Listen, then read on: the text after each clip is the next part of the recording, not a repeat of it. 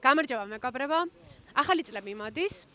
ეს დღეები ალბათ 14 იანვრამდე ყველა ოჯახს სჭირდება რაღაცა გარკვეული პროდუქტის შეძენა და ჩვენ ესეთ იდეა მოგვივიდა, რომ იმის ნაცვლად, რომ აი რაზეც არის ეს დღეები ლაპარაკი ხო, რომ სუპერმარკეტები და სუპერმარკეტების ფასები და სუპერმარკეტებში და მოლებში პროდუქტის შეძენის ნაცვლად, რომ მოუწოდოთ ერთმანეთს, რომ შევიძინათ პროდუქტი მაგალითად დეზერტირების ბაზარში და ღია ბაზრებში.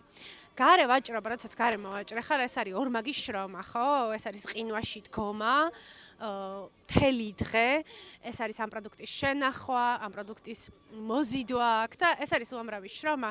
ჩვენ არაერთხელ ვნახეთ, რამხელა წნეხში არიან გარე მოვაჭრეები ჩვენი სისტემისაგან. რამდენად პირველ რიგში ძალიან ხშირად სწორედ ასეთ სივრცეებში იგრძნობა, რამდენად დაბალია კეთილდღეობა ჩვენ ქვეყანაში. ამ ახალ წლებზე გავაძლიეროთ ერთმანეთი თანამოქალაქეებმა.